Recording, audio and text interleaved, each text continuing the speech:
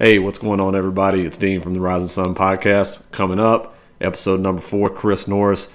So a little bit about him. He's a combat veteran with Naval Special Warfare. He is a mindfulness and meditation practitioner, a Buddhist.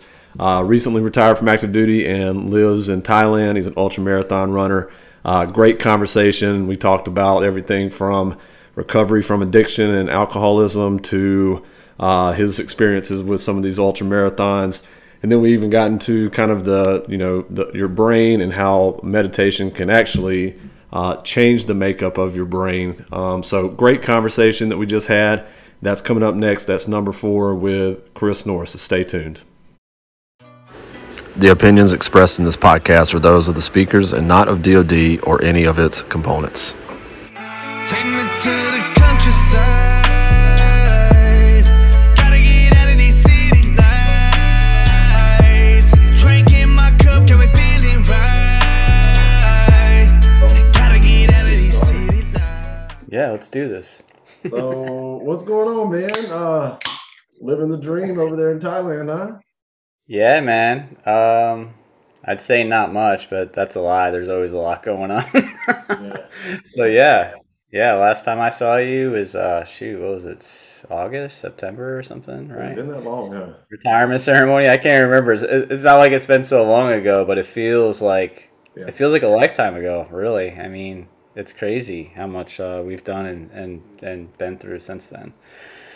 Yeah, but yeah, man. Strictly, man. Like I'm keeping track of you like everybody else is. I think on Facebook and social media, and just seeing all the the awesome exploits that you're having with your family and some of the stuff that you do. Whether it's the ultra that you attempted recently. We'll talk about that. It's a crappy way to put it, man. But I do want to. It's okay. Get you to talk about that at some point, but. I think as we get started, Chris, do you mind just kind of like, giving us the 5-minute elevator speech on who Chris Norris is? Sure, yeah. Chris Norris is the youngest of 9 kids from Albany, New York, born to a working class family. Joined the Navy in 1997 on a losing streak. Yeah. It's going nowhere fast. Yeah. Decided to give it everything I had because I never gave anything I had to anything other than getting beer and cigarettes. I gave a lot of effort into that. Yeah.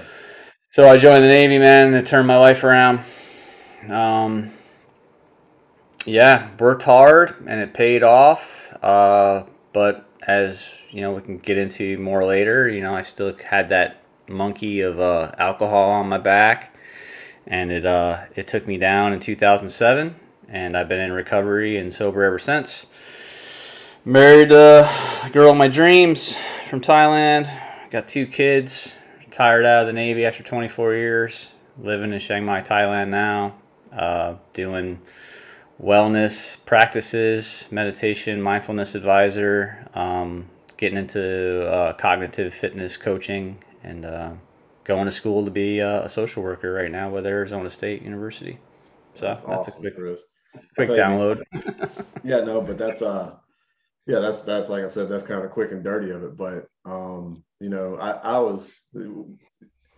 I guess we worked together here in Misawa when you were assigned here just before your retirement, and I was always impressed by just your positive attitude on things and your general cheerful kind of outlook on life. And I think that as we kind of start peeling the layers of this onion back a little bit, it's impressive that you're able to have such a positive outlook on things, given some of the real trials that you've been through in your life. I think you'll be the first one to admit that a lot of them were self-imposed, right? So a lot of those hardships that you experienced, but I created a lot of my own suffering, for sure. Yeah, for sure, man.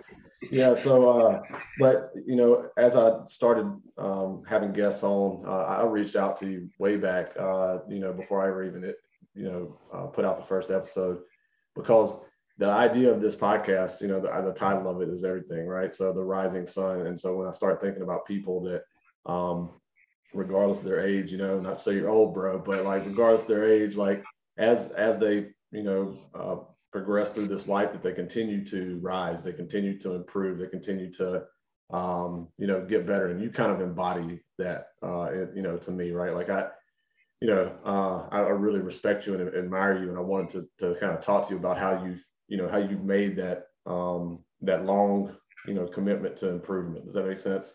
Yeah, for sure. I appreciate that, man. I appreciate the accolades. And yeah, so I'm 48 years old, man. I don't even feel like I hit my peak yet. Like, Yeah. I don't even feel like I've hit like my peak in all areas of my life. Like, I'm in better shape now than I was 2 years ago, and I feel like I can continue to improve upon my physical, mental, and spiritual health.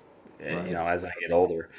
But yeah, it's definitely. I mean, it certainly wasn't like that. Yeah. I don't think my story is too uncommon. I think there's a lot of people that come into the military, looking for a way out of a bad situation, and that was my story. That's where it starts. Right. And I have no, it's not uncomfortable for me to talk about my past. I look at it like it's kind of like the obstacle is the way. Mm-hmm. Where I have to like really take a good look at everything that I've been through and all the stuff, how I was brought up and how I was acting and everything, and figure out, how, like, what the hell was going on there, and what were the unmet needs, and how to fulfill that stuff today, So, yeah, man. I mean, we can get into that. Yeah. It's like, Absolutely, man. I mean, I think that it's important to, you know, you hear so much that, whether it's addiction or alcoholism, which are essentially the same thing, right?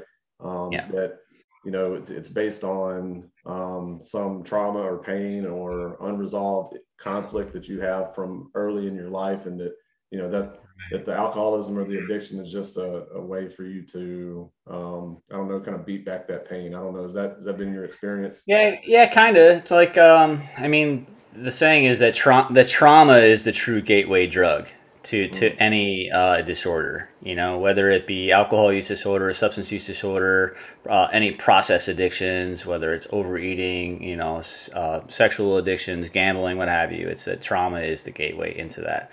I look at my childhood, and I think like, I'm grateful that I can't be like, it was this moment, like when my uncle touched me in this way that screwed Right. me all up. It's Right. like I don't have any of that. It's like, but I don't know. Like, I don't know. Sometimes maybe like I kind of laugh and like, man, maybe I'm like so damaged that I don't realize how dysfunctional my upbringing was. And then like I talked to like some of my sisters and brothers, and they're like, no, it was like it wasn't good. Like, and I was like, oh, I thought it was, I thought it was all right, Yeah.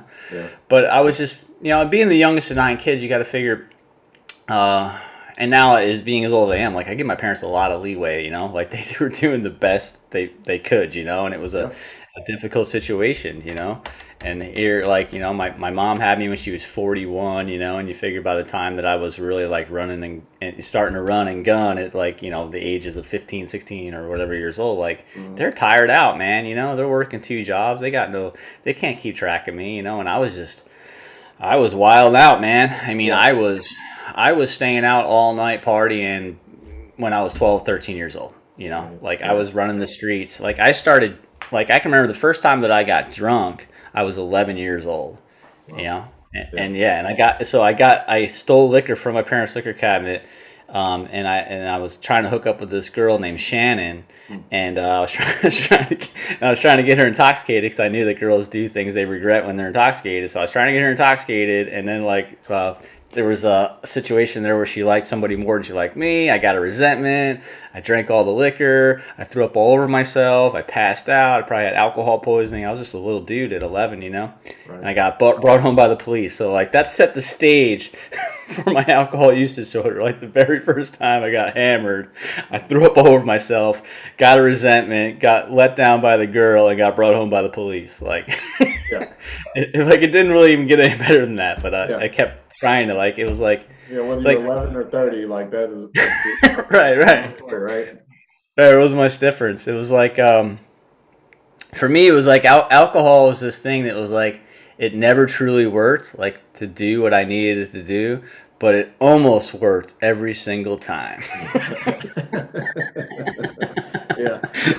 Yeah, So have you just returning to it over and over. But but yeah, man. I mean, as we look at kind of your career path, I mean, I think you were probably what we would describe as kind of like a high functioning, you know, Oh alcoholic, yeah. right? Because you were a Yeah. high achiever in everything you did, right?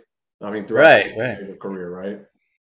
Right. You got a shadow box back here with all these medals and such, and I look like a war hero. And I, as I've discussed in other podcasts prior, is that you know it's like sometimes I think that I was achieving all that stuff to try to make up for some deficit inside myself where I was like, you know what, like I'm doing this, I'm doing that, I'm doing that, I'm at this high speed low drag command, I'm doing all this great stuff, I'm working hard, and I'm a student in this, and I did this well, and I outstanding on every PRT and so on and so forth, because inside I think I'm the biggest piece of shit in the world. So Yeah, on the outside I gotta like portray like that I got my shit together and look at me, I'm a rock star. right. But when I go home at night to an empty house with the blinds closed and the lights turned off and I'm drinking myself into oblivion because I believe in my heart that I don't love myself and I'm a piece of shit. So I had to make up for that somehow or another. Mm. um, and And now, that's I probably mean, common, right? That's probably like yeah, a common thing, right? That yeah, yeah, some yeah. I mean, I've noticed over the years that some of your highest performing, people that work for you, sailors, um, you got to really keep an eye on those folks because a lot of them are experiencing that same kind of Mm, path, right? Where I'm crushed. We even have a term for it, right? Like, man, he crushes it at work, but yeah, kind of worried about him when he goes home, But man, when he's at work, he's killing it, right? And I think right. that we even not so much now, but 10 years ago, we even kind of like valued that guy, right? That guy or gal, like, Yeah. hey man, as long as they show up, walk across the brow, got their uniform on good, and they go to work, like I'm good. Yeah, Um, that was my story, man. It's like as long as I could get to work and work hard, a lot of that stuff was swept under the rug. And every mm, now and again, it would show its ugly head. And I was the guy that like I'd come in early and want to stay late because I had nothing to go home to, man. Like mm, I didn't have a wife, I didn't have a kids, I had nothing. mm. So when it was like, hey, there's this needs to be done, who wants to do it? I'd be like, I'll do it. I'll do anything, man. So I was at work 14 hours a day sometimes. Yeah. I would get there at like 6 o'clock in the morning and work out until 10 o'clock in the morning and then work my ass off until 6 o'clock at night or whatever and Yeah. go home, eat something, and drink myself into oblivion and do it over again. So what was your, I mean, we hear about this thing, everybody calls it rock bottom or I don't know, your awakening, your moment of truth. Like what was it for you where you were like, okay, like that's it, enough's enough, you know? Well, I probably had hundreds of those where I was like, this is it, man. Fuck, I'm never doing this again. God damn it. Like, I can't believe it. Like, I Yeah, fucking crashed my car and shit myself and fucking whatever. And then yeah. by 4 o'clock that afternoon, I'd be like, maybe it wasn't that bad. And a couple beers would be nice. I'll just have a couple and I'm Yeah. off to the races again. But, yeah, the time that was finally like got sick and tired of being sick and tired and just sick and tired of fucking pulling everything I built up back down on my head was March 31st, 2007. So that's when I was released from jail I got arrested, driving while intoxicated. The kicker is I was driving a government vehicle on orders, working on a top secret project. What? So yeah, yeah. So life as I knew it was about to take a fucking sudden turn. Yeah. Um, yeah, and so I was pretty much convinced that, and rightfully so, that my career was over. Once again, everything I worked for a decade, I tore down on my head. I was going to be fired from the place I was working. I was most likely going to get broken down in rank, which I did. I went from a senior E6, taking the Chiefs exam, to a junior E5, week one, day one. Mm. And then, yeah, man. I mean, I was in jail just shaking like a leaf with my head in my hands. And I remember thinking to myself, like, I can't wait till they let me out of here because I'm going to kill myself when they do. I'm going to jump off this. I already had a plan, like, where this bridge I was going to jump off of. Um, so I got released. I actually still had my driver's license. I got brought back to the government vehicle that I was driving. That was parked in a parking lot, and I got in that thing and I started driving towards that bridge, man. And as I got closer to the bridge, I started thinking, that I don't know. I was thinking I was going to drive up to the apex of the bridge, stop the car, get out, and fucking jump. Right. But I didn't. I kept going. I went down the other side of the bridge, went off a dirt road, sat on the side of the river, and as I say, I had a very long, deep, and serious conversation with myself. And thought to myself, I said to myself, you know, that no matter what happens, I'm like, I'm never going to drink again. I'm just never going to drink again, no matter what. And that no matter what that I thought at that time was like my life sucked and it was over, right? I didn't realize that the no matter what today is like, hey, life is good and I still don't drink. Right. You know, that's the no matter what. Yeah, no matter what. No matter what happens, just not going to drink, no matter what. And I'm going to, I mean, and it wasn't that easy. It wasn't like I could just do that and voila, then I was cured and I was good. I mean, I did go to rehab and I was in 12-step fellowships for, you know, a decade, and now I still participate in recovery, but it's more of a Buddhist type recovery. But yeah, so from there, I went to Captain's Mass. I got busted down to rank. I went to rehab, and two is like I didn't even think about it at the time when I got busted down to rank. I was like, oh shit, I'm gonna hit higher tenure. Like as an E5, you know, you can only stay in for so long, and my rate being a construction mechanic, it was like to pick up E6 as a construction mechanic was freaking tough, man. Yeah. It took me a while to pick it up. So, but I made a commitment. I said, you know, like, again, no matter what, I'm not going to drink. And also, no matter what happens, I'm going to work my ass off. And that's just because that's my character and that's what I do. Like, I work hard and that's it. And I don't even care even if I know that there's no way I'm ever going to pick up that next rank. I'm like, I'm going to walk out of here with my head held high and say, hey, you gave it everything you got. To the very last day, I was like, I was just going to work my ass off. Yeah. So, yeah, at the command, they kept me there, surprisingly. I had a lot of leadership that spoke well of me, and they kept me, and they pretty much said, hey, we're not going to let you leave here until you make up the next rank. So I stayed there for another 4 years. Wow. In the train, you know, I went back from an operational role where I was doing direct combat support down to like a more of a logistics role for a year to make sure that I had my shit together and I wasn't going to go off the rails. Yeah. And then I came back to an operational role, and then I finished my time there in a training role where I was a training cadre for a couple of years. Yeah. Yeah, and then I picked up rank and went back to the conventional forces, which was fucking rough. Oh, but yeah, so to go from like, you know, not having to shave every day, you know, to like I got like my haircut maybe once a month, you know, and I never wore a uniform unless I was like doing something operational, you know. I put on a uniform and no one even told you like what to wear. Like if I busted out of the team room with a freaking desert top on and woodland fucking bottoms, people would kind of be like, oh, well, that's a unique fucking style choice, but okay, let's go, you know. But you know, and then I go back to the regular CVs, and they're like fucking seeing some people I know and calling them by their first name, and they're like, hey, you can't do that here. And I was just like, whoa, I got to learn how to iron my uniform and get haircuts and all that shit again. Learn how to be a sailor again. Yeah, say yes, chief, no chief, and all that shit. I basically had to get a haircut and check the watch bill, as we would say. Yeah. So what I hear a lot of times, and I know a few people that have done some time with NSW, Naval Special Warfare, and one of the big things that they always talk about when they come back to conventional forces, whether it's surface or aviation or just a normal kind of Mark 1 Mod 0 Navy job, right?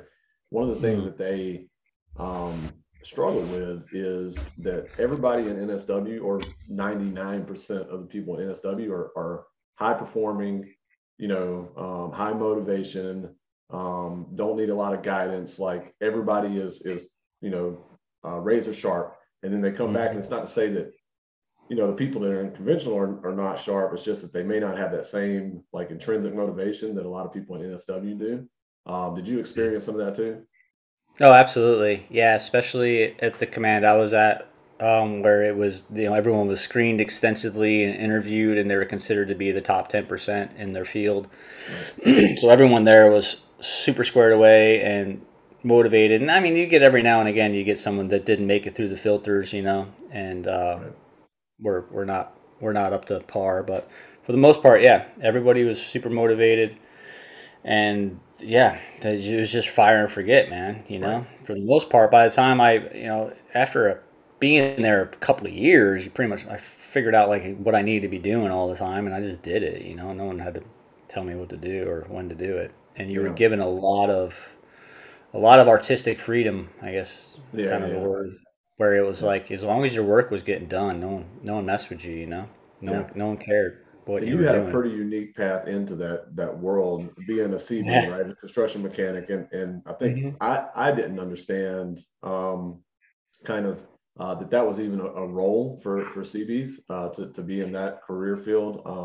Can you walk us through just a little bit of that backstory and kind Yeah, of yeah, how man. that works out? Sure, yeah. So,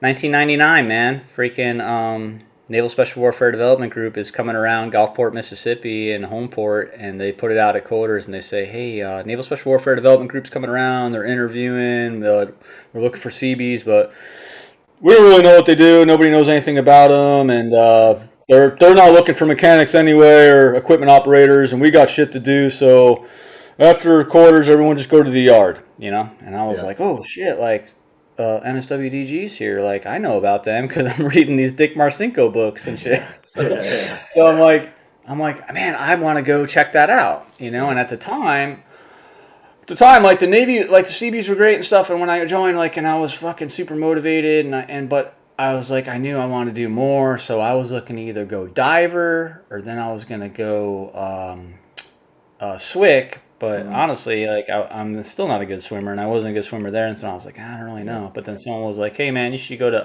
NSWDG because they got this program there, and so on and so forth. So anyway, it was kind of funny is that how I got into that is I had to like weasel my way in because I told my chain of command, I was like, hey, I got a dental appointment.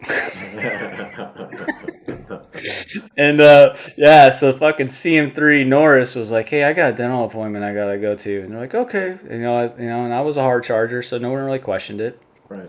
But I didn't have a dental appointment. No. No. So I tracked down and figured out where they were doing the interviews, and I went there and I talked to a guy who was a chief, and I knew right away this command was unique because they all had long hair and they were all wearing flight suits, which was like, all right, a bunch of Interesting. CBs wearing flight suits. This is kind of crazy. Yeah. Flight suits, and they were wearing Adidas assault boots. Their boots were made by Adidas. I thought that was pretty cool.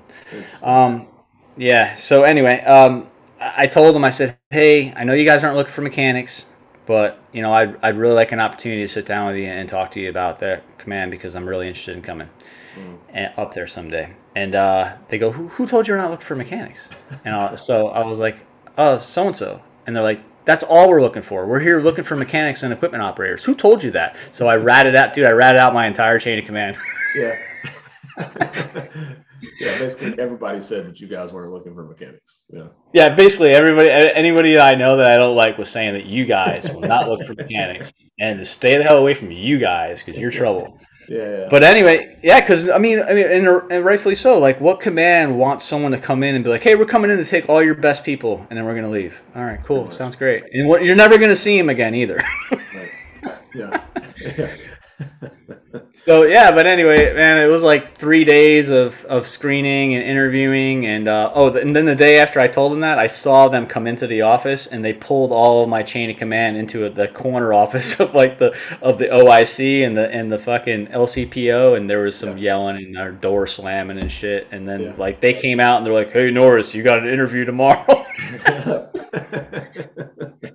Yeah, man, I'll never forget some of the interview questions too, man. They asked me some Yeah. crazy shit. They were Really? like, "Oh yeah, dude." They're like, "How would you feel about being in a little rubber boat 500 miles offshore with nobody around for days on end? How would you feel about that?" I was like, "I wouldn't feel very good about it," but I'm like, "Do you guys actually do shit like that?" I'm like, that doesn't sound safe, you know? And then they asked me. They said, "Hey, how would you feel about working for someone that outrank or that you outrank? How would you feel as an E4 working for an E2? Are you okay with that?" And Mm. I told him, I said, hey, man, when I raised my right hand at MEPS and said I would obey the orders of those appointed over me, didn't say anything about rank. It said those appointed over me. So if Right. you appoint an E2 over me, I'll do what the fuck they say. They're like, God damn it, that was the best answer we ever heard, But anyway, I made it. So I got on this fast track where I got picked up for NSWDG, Uh-huh. and I made E5, and I got sent to C school like all in the same week. Nice. And I packed up all my stuff, and I moved from Gulfport to Virginia Beach. And man, I like the hair on the back of my neck still stands up thinking about the day I walked in there, and there's this rumbling sound from the other side of these double doors, and we open it up, and we're into the boat barn. And there's these nice 40-foot high-speed boats, and I'm just like, oh man, like I'm in the right place, dude. Yeah, I'm in Game on. heaven.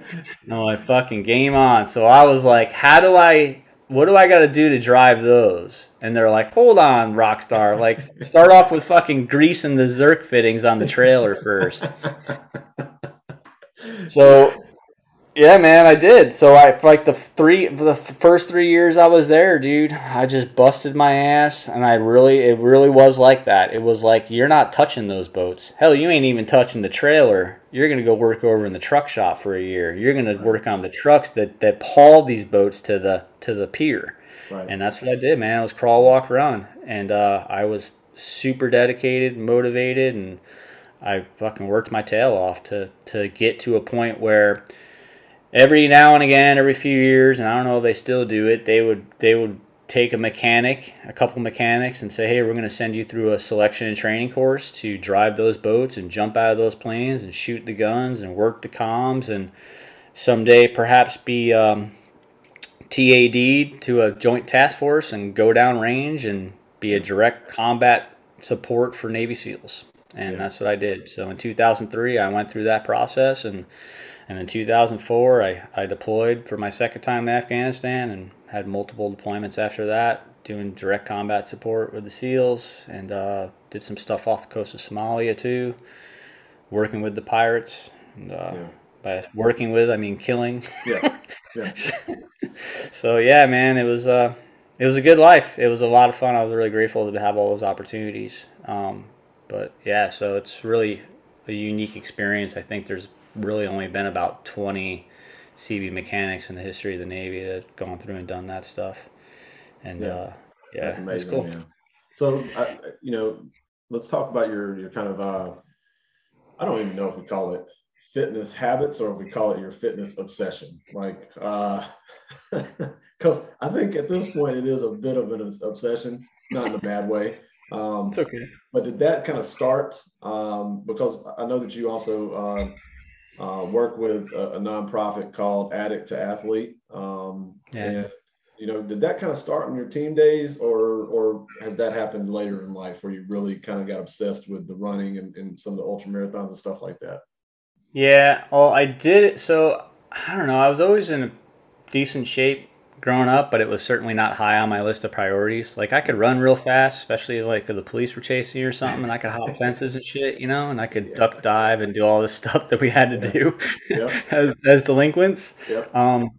But yeah, I didn't really take very good care of myself. I used to smoke like 2 packs a day, like I was not, and I could still like bust out a 9-minute mile and a half if I had to. Right. Damn near fucking kill me. I'd be coughing for the next week. But yeah, so my fitness stuff though, like again, back to NSWDG, I really got into it hard when I knew I was preparing for the job that I wanted. And then once I made it back to the conventional forces, it became something else because it really became a therapeutic thing where on my first command, deployable command back was Naval Mobile Construction Battalion 5. And they decided to deploy me to San Clemente Island, which is right off the coast of California. What a deployment, dude. We literally got on a plane at Point Magoo, and it was like we took off, and 20 minutes later we landed. We're like, hey, we're on deployment now. Okay. But yeah, dude, like it sounds all good. Like there's days when you think like, oh man, I wish I could just get away and go to a deserted island, and that sounds great until you're actually on a deserted island, and then it starts to suck, right? And I was out there for a while. Yeah. And then like there seemed like there was nothing to do in the off time other than drink and fish. So as I made that commitment back in 2007, I was never going to drink again. I stuck to it, and I didn't really want to fish either. So I decided, hey, I'm going to order a pair of running shoes, and I'm going to train for a marathon. And then, and that's what kind of like kept me on. It gave me something to do. It gave me something to be disciplined for. It gave me something to train for. It gave me something to prepare for. And it reminded me of like what I was used to in NSW, where I was like doing workups and training. And then my big mission or my deployment was going to be that marathon. And then there was the recovery afterwards. And then what am I training for next? You know? And so, yeah, man, I mean, running, it saved my life in a lot of ways. And it changed, like it's been so beneficial for me, you know, mentally, physically, and spiritually. You know, like I get out there at, you know, the crack of dawn and up in the mountains and places where a lot of people have never seen, you know, and see some amazing shit, man. Some really super spiritual stuff out there. So, but it really is the preparation, the training, the discipline of it all, and then the actual mission, the race, and then the recovery afterwards that I'm really I get so jazzed about. So from that marathon, which my very first marathon, trail marathon, I finished 4th, you know, so I was like, all right, well, I might be pretty good at this, you know. And then I immediately knew, like, I want to go farther. Like, it sounds crazy, but I saw videos on YouTube, particularly a movie called Western Time by Billy Yang. That's been like, that was one of the most inspirational films I saw. And I saw in that movie, and I saw people doing the Western States 100. And at the time, I was like, oh, wait, they run 100 miles? I was like, man, I wonder how many days they do that in. It's like, no, dude, they're doing that in like less than 24 hours. Like, they're going nonstop. Like, what? So when I saw that, and I saw like the suffering that they were going through and pushing through and making it through in these dark places they were going to, and still moving forward, somewhere in my brain it clicked. I was like, I want to do that. Like, I want to see what that's all about. I want to see if I can do that too. So I went from a marathon to a 50K, you know, a few months later, and then to a 50 miler, to 100K, I did the 100 miler in Japan, and then I just attempted 100K. We can talk about that. It's fine. So. Yeah, I actually do want to talk about it because I really appreciated the way that you broke it down. You know, and this was not surprising to me because I know you, right? And in the way that you were very critical, but also not, I don't know, mad at yourself. You're just like, but you were very matter of fact in like where maybe you could have prepared better. And I thought the assessment of how you did was like great, right? Because if we could all, if you take that and apply it to like, I don't know, some job that you did or some relationship that you might have screwed up, right? Like if you can do that kind of self-assessment thing, then that's important, right? So yeah, if you don't mind walking us through it. So I give you the after action report. So so what I was trying to do here is I was trying to run a 100-kilometer race in the island of Koh Chang in Thailand.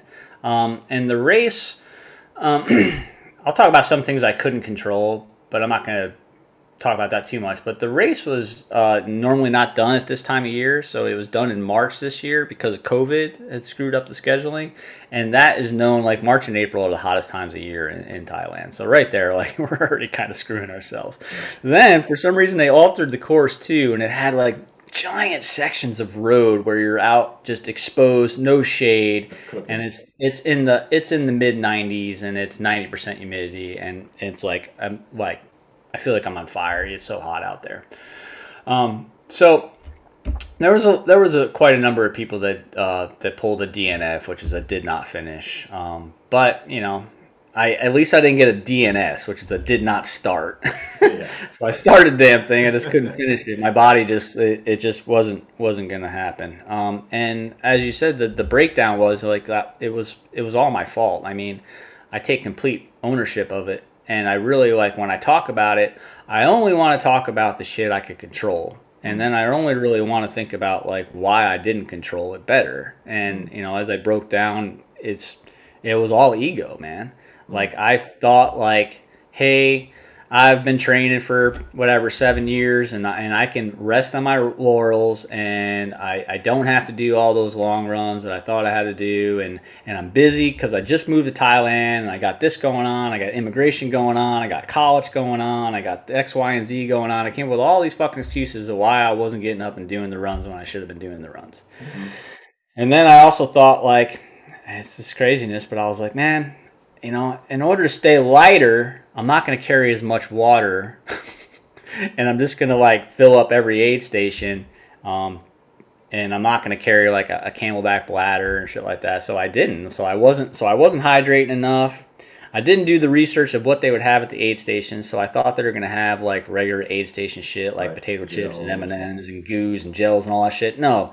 It's fucking 90 goddamn degrees outside. You show up to the aid station, like, you want a fucking bowl of soup? No, I don't want hot fucking soup. Motherfucker, you want some ice cream or something right now, right? So they had like fucking soup and rice and eggs, and like it was just regular food, man. Like it was just regular two different dishes of regular food at the aid stations, and so I wasn't able to like get the nutrition I thought I was needed, and I wasn't eating enough, I wasn't drinking enough, and then I started going too fast, and at like mile 20, I started to pick up the pace a little bit, and went from like 55th to 30th in less than 10 miles, and then I was delusional thinking that I could keep pushing and make it up into like the top 10 or something, but and everything was going just fine until it wasn't going fine. So I went from like, hey, everything's all right, to all of a sudden it was like, and like just energy zapped. And then I'm like going from like I was running to like just walking, stomping through the woods. And then one of my flasks, which is one of my like the collapsible bottles, the seam broke. So I lost a bunch of water. And then I started thinking, hey, I miscalculated the distance to the aid station, so I started thinking like, hey, I think I hear the aid station around the corner. So I slammed a bunch of my water, and I came around the corner, there's no aid station. And it turns out like I had like another 3 or 4 miles of crazy jungle climbing and in and out of rivers, and it was a really intense course. It was more like an obstacle course than it was really a trail run in places. So anyway, I started getting real dizzy. Started to stop sweating, which concerned me. So I was probably going from like heat exhaustion to like maybe touching on heat stroke, and just started spinning and getting real dizzy. And at the time where I was spinning and getting dizzy, I was on this crazy like rock face that had a rope coming down it, and it was literally like climbing up like a dry waterfall. And I was like, holy shit, like I'm gonna peel off this thing and smack my head and be in the bushes. And I'm like, I haven't seen anybody in quite some time, and who the hell knows when anyone's going to find me. I was like, so I started thinking about saving my life at that point.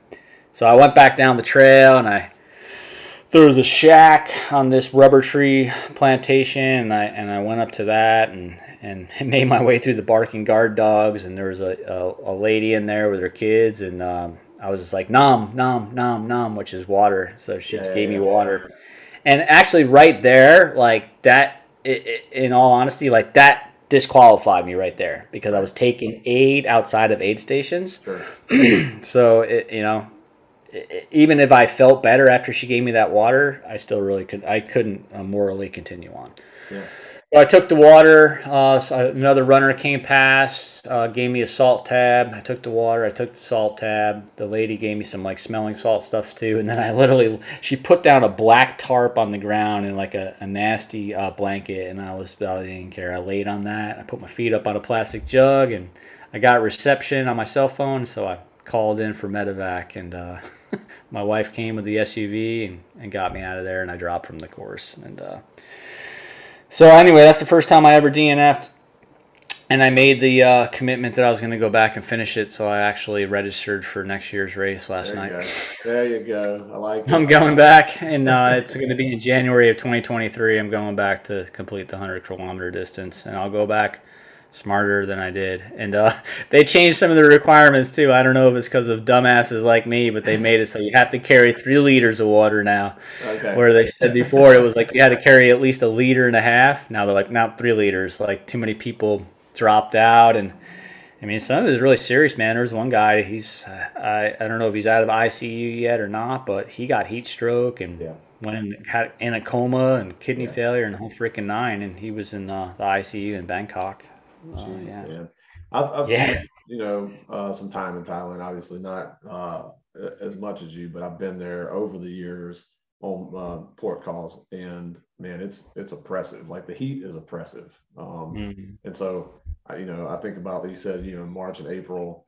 I wouldn't even want to run a 5K in Thailand, much less 100K, man. Just because it is just that humid and hot, right? I mean, it reminds me of Louisiana, honestly, maybe even a little more though. So, yeah, man. So the other thing I wanted to ask you about, and I know that you've got later this morning. You said you got a meditation practice that you've got to go to, right? Yeah, in about another hour. Yeah. Okay. But with that, so I know that I kind of want to talk about that, right? So I know that mindfulness and meditation are a big part of what you do to maintain your resilience and your mental toughness. But I guess my question, we never really talked about this, is that something that comes from your your Buddhist beliefs, or did you find the meditation and mindfulness stuff before Buddhism? Like, which one was it? The chicken or the egg? Yeah, chicken and the egg type thing. Yeah. So I mean, when I look back in my history, the first time that I was ever really exposed to any type of mindfulness meditation practice, believe it or not, was in boot camp, 1997. Wow. Yeah. Okay. So my RDC, who was a Bosun mate chief, was big into powerlifting, and he was, and with that, and maybe that went along with that, but I think it contributed to it, is like he would psych himself up for shit, and he would do like these mental visualization exercises. So we were in the Recruit Olympics, and it was the last event, dude. And I'm like 5'6", 140 pounds, soaking wet when I'm in boot camp, right? And I somehow or another I convinced these big corn-fed dudes that I need to be on the tug of war team. They didn't think so, but I was like, no, you want me on there, dude, right? So I got on the team for tug of war, final event, right? And my recruit division commander, Boats, is like, everybody lay down, everybody lay down. He made us all lay on our backs. And he said, all right, close your eyes, and now concentrate on your breathing. And we just concentrate on our breathing. He's like, now visualize it. Visualize us getting up off this floor. Visualize yourself holding on to that rope. Visualize yourself pulling in unison. Boom, boom, boom. And so on and so forth. And he walked us through this whole visualization and meditation exercise. And then it was like, all right, game time, let's go. And we hopped up, dude, and we grabbed that rope, and it fucking went just about how I imagined it in my head. And we won the Recruit Olympics. Yeah. So, like, that to me was like my first exposure to mindfulness meditation. Then we don't normally think of it as meditation, but about 6 months later, I'm on a gun range in Port Hueneme, and I remember the instructors are telling me, concentrate on your sight. See your sight rise, see your sight fall with your breath, and now squeeze the trigger slowly, boom! And I'm like, fucking rounds on target. I was like, God damn. And to me, like, I remember, that was cool to me, and I remember thinking like how relaxing it was, and to shoot like that. And it's like, knowing what I know now, I know why that was the way it was. And now, years down the road, I'm introduced to like breath practice with Navy SEALs. I'm at a shooting school. They talk to me about box breathing, which is 4 seconds in, hold for 4 seconds, 4 seconds out, hold for 4 seconds. And that's a way to downregulate your nervous system, go from your sympathetic nervous system to your parasympathetic nervous system, to go from flight and flight to rest and digest, and to get you down to a baseline. And it works through stimulating what's called the vagus nerve. So I remember they sent us through this obstacle course. This is so cool. They sent us through this long-ass obstacle course down in Mississippi, man. And it was hot as shit. And you're doing it in body armor, and you're fucking just, it's hot, and you're dying, man. You're just dying. And you get to the end of the obstacle course, and they give you a 9mm pistol, and they give you one bullet. And they say, here you go. Head plate, 25 meters down the range here. Take this one bullet, load it into your 9mm pistol, knock that head plate down, you're good, man. Go in the air conditioning, have some ice cream, fucking cool soda or something, right? Miss, go through the O course again until you get it. I was like, holy fuck.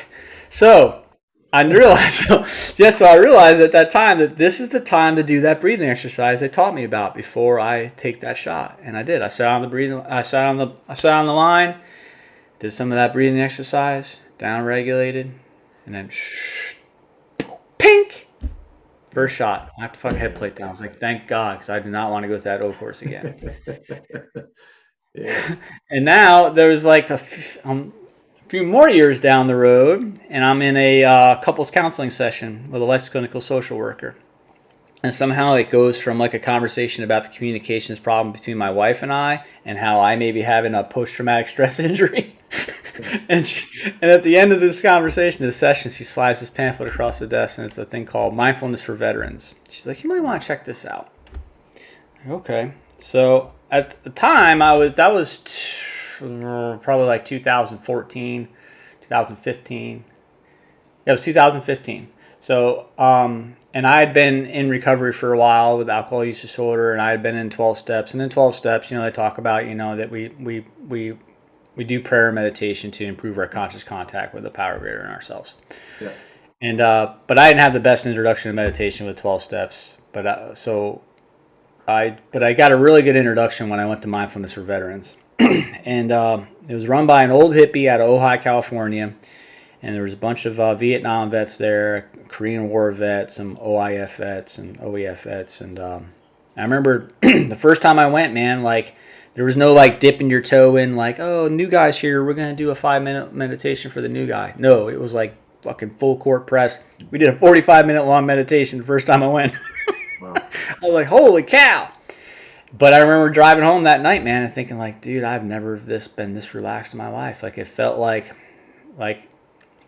the way I describe my PTSI, post-traumatic stress injury, or post-traumatic stress disorder, however you want to say it, is like someone went in my brain at one point and just flipped the switch on, and I couldn't flip it off. Yeah. So that night, at least the switch got toggled down slightly after that session, but it still wasn't flipped off. Yeah, just a little dimmer down, just a little. And it was temporary, and it required me to continue, and that's what I did, man. So I just continued. I went on a deployment shortly after going to Mindfulness for Veterans for a few months, and I went on deployment. I downloaded an app, and when I got on deployment, I was I was snooping around the storage closets and shit, fucking rooting around trying to find some good shit that the last people left in the barracks, and I found a meditation cushion. And I was like, seems like a sign from somebody that maybe I should keep going with this. So brought that meditation cushion back to my barracks room and downloaded an app, and it's been history ever since then, man. I just continued on, and now it's just part of my life. I mean, it's like what I do. It's like brushing my teeth. Like before I came on this call, I did a 20-minute meditation, and every morning, rain or shine, I meditate every morning, and I try to throw one in every night too, and now I'm to the point where I'm teaching meditations and I'm leading meditations, and I did some of that in the Sawa, and I continue to do that with this nonprofit here, Consequence of Habit. I'm the meditation and mindfulness advisor for them, and I'm moving into cognitive fitness coaching too with another company to be announced that involves meditation. And it's just one of those things, man. It's like it literally will change the brain for the better. It will change the structure of your brain. So, there's studies out there. One of the ones I always point out a lot is a study by Sarah Lazar, where she's a neuroscientist. She was looking for, she was training for a marathon. She got injured, and then her doctor suggested, well, maybe you should try yoga. And she went to yoga, and the yoga instructor was making all these crazy claims of how this was going to make you more relaxed and make you a better person and make you more empathetic and reduce your stress levels and all that. She was like, I don't know about all that, but okay, I'll do these stretches. And then sure enough, she started feeling it. She started feeling the effects of doing yoga and doing the meditation that goes along with yoga, of the breath and the body, and And then as a good neuroscientist, she had to figure out why. Like, why is this happening? So she studied some long-time meditators, and she said, well, look at their brains are different. Like, as we age, our prefrontal cortex shrinks, and also chronic stress shrinks it even more. And in these long time meditators, the cortical thickness of their prefrontal cortex was like, they were 50 years old. Their prefrontal cortex was that of like a 25-year-old. She's like, well, that's interesting. Wow. Yeah, and then also in the backs of our brains, we got this thing called the amygdala, right? And the amygdala is like an alarm bell for the brain. Well, in these long time meditators, their amygdalas were smaller. And then also there's a thing called the parietal junction, which is in our brain. It helps with our connection with each other and our limbic resonance and how we empathize and connect with each other. And that was enlarged too in these long time meditators. So then people made the argument of like, okay, well, they're a long time left meditators. Maybe it's their diet. Maybe it's something else that they're doing that's making their brains change like this. So she goes, okay, fair enough. Let me take regular people from around the area and let's do a study. And let's do a study of people that go through an 8-week mindfulness-based stress reduction course and people that are a control group that don't do anything. And sure enough, they saw changes in the brain in as little as 8 weeks, where the prefrontal cortex begins to thicken, the amygdala begins to shrink, and other things happen in the brain that I can't Holy quite cow, man, that's amazing. Yeah.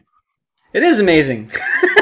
And the coolest thing is like it's the exact opposite of what happens to the brain under chronic stress. So under chronic stress, your prefrontal cortex shrinks and your amygdala enlarges. So now, like I can't think clearly, I can't remember shit, and I'm super reactive to everything. Turned on all the time, right? Yeah, because the amygdala is actually enlarged. Yeah, and because with stress, especially in human beings, I think in particular, stress is one of those things where like I don't just get stressed and then you take away the stress and the stress goes away. I get stressed and then you take away the stress and then the damage remains, right? So like we're like the only species that has the luxury of like making ourselves fucking physically sick from our thoughts. Right. Yeah. like the squirrel is not out there fucking thinking about the economy right now, right? Like the fucking lion is not in the woods thinking about COVID-19 and shit. Nope. You know, they don't have, no, their fucking concerns are like very in the present, right here, right now. But we have this thing in our brains that, well, it's called the default mode network. I fucking study this shit. I know. Yeah. I love it, man. This is good stuff, though. I almost feel like we could probably do a whole episode. And I know you do some stuff, like you said, with Consequence of Habit. Offline, we can talk about what the next venture is because I'm curious, of course, right? But yeah.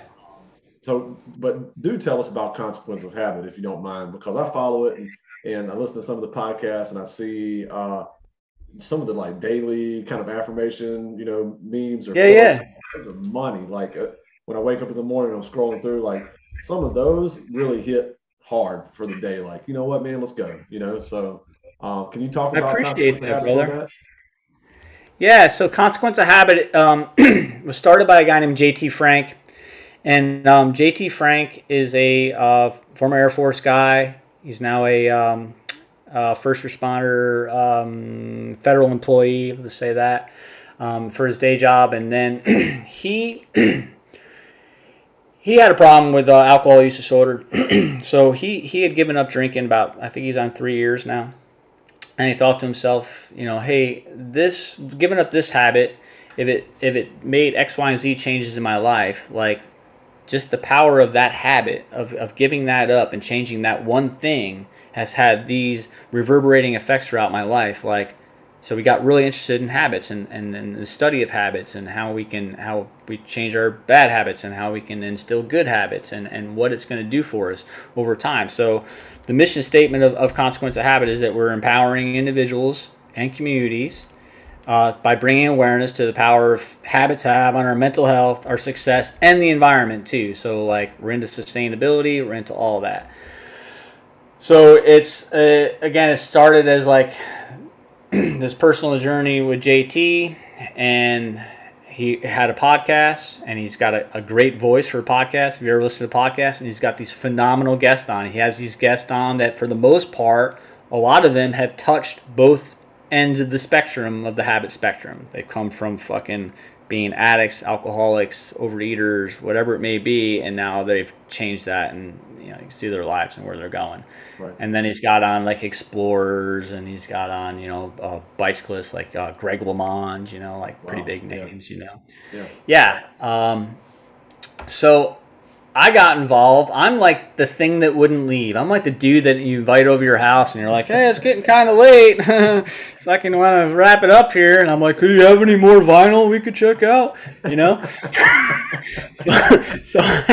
So yeah, I was guest 50 on the podcast, and then I just never fucking left, man. I was like, I'm really digging what you got going on here. And he was turned into a nonprofit, and you got a board of directors that are amazing, and he has experts in all areas of, sustainability, addiction, mental health. He's got me with the mindfulness and the meditation, and my side job too, my side hustle in that is I'm the marketing guy too. So all those little inspirational things you see, I create those. Oh, there you go, man. I knew I liked it for some reason. Yeah, and sometimes I replied back to one of your comments and didn't realize I was replying back as consequence of habit. I thought I was Chris Norris. So I was like, and I sent it. I was like, nah, fuck it. That's fine. Yeah, yeah, man. So, but yeah. So anyhow, so now it's turned into a nonprofit, and we've got some great people that supported us with. I got to send this out to Athletic Brewing and the Patriot Fund, who both came out and gave us a bunch of money to do good with, and we are making it happen. So we're putting on free events. We got a mindfulness and movement workshop coming April 4th. So if you're in Delaware, around the Dover area, for active duty, veteran, first responder, totally free. Show up. It's going to be led by a retired Navy SEAL commander named John McCaskill, who's a complete badass in the mindfulness space, and also a retired Marine named Dr. Teresa Larson, who is a phenomenal physical therapist and movement expert, and she's just they're top of their field, man. That's and awesome. They are coming out. Yeah, they are flying into Delaware, and they are doing a workshop for us, and it's completely free of charge. And I'm not going to ruin the surprise, but if you show up and you register and you just go to consequenceofhabit.org and go to events and register and show up, you will get some free goodies, and you'll also get some really good mindfulness and movement training that will serve you well. So we're doing that. We do some plogging events, which is picking up trash as you're jogging. Nice. And we're starting to have monthly meetings. So we have a meeting coming up on it's coming up real soon. I think it's Monday. Yeah, Monday night East Coast time. And again, we're going out and we're finding experts in the field to come on and present. This next one is being presented is yoga. So we got a yogi who's actually active duty Air Force deployed right now, and he's going to come on and do a lecture, and then we're going to open up the floor for discussion in a Zoom call. So we're trying to breed connection, man, through purpose and self-imposed challenges, and that's So it's cool, man. I dig it. Consequence of habit. I love it. I think that there's a lot more so than I remember. It seems like there's a lot of people kind of in this space right now, which is not one of competition. It's one of elevation, right? So I talk about it on some of my other podcasts that there's several people that have podcasts.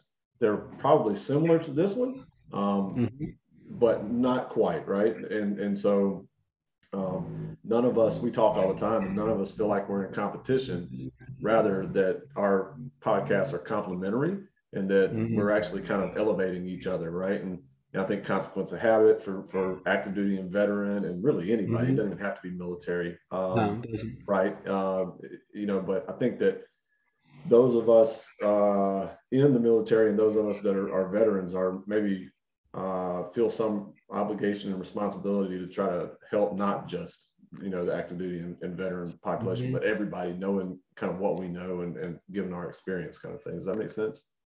Yeah, absolutely. Yeah, man. I mean, for people, yeah. So it's like for active duty and veterans, I look at it as like I'm trying to help them out by sending the elevator back down, or whatever, to try to help people out of their holes they're in. But Yeah, man, like everybody needs it right now. Like it's no freaking mystery that the world has gone through massive trauma and Right. continues to go through trauma with the pandemic and now the war in Ukraine, and like it's like a fucking rough world, right? And not to mention climate change and everything else.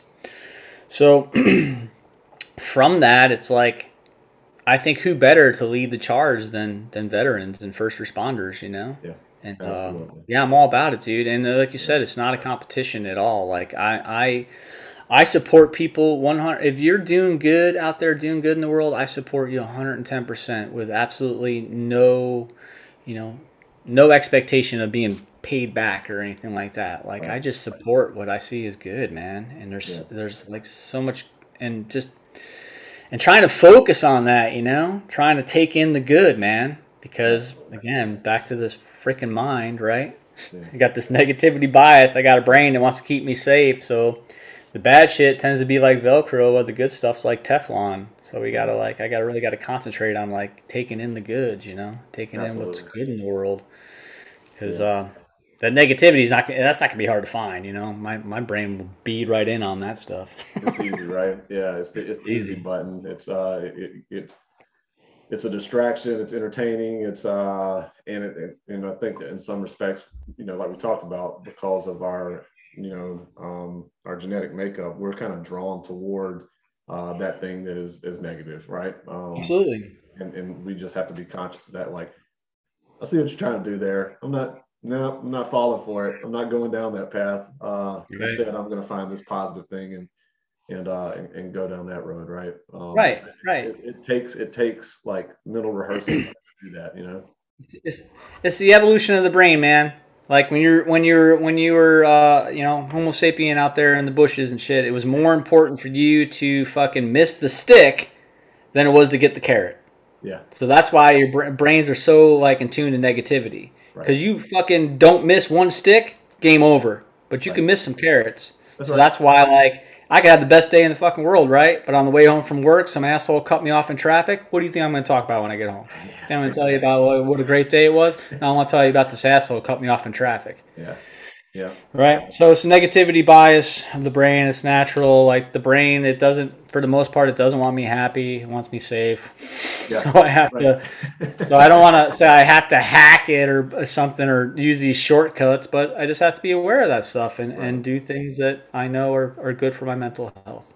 Well, all right, Chris. I think we can find a stopping point there, man. I usually judge it by like when I need to pee. If I need to pee, then it's probably about time to to call it quits. Nice. So, listen, dude. Fantastic having you on, and more than anything, it's just good seeing you again, brother. I love you. I miss you around here in Masawa. Let's make this a regular thing, if for no other reason than Yeah. just to keep in touch and that we can check in on each other and make sure we're doing good. Super Yeah. proud of you, man. I'm proud to know you. I've told you that multiple times, but I mean it. Like, you're my fucking hero, dude. So, just to keep going, dude. And if you ever need anything, you know where I'm at. All right. Thanks, brother. I appreciate it. I love you too, man. Thanks for All right, having me brother. on. Yeah, we'll talk to you later.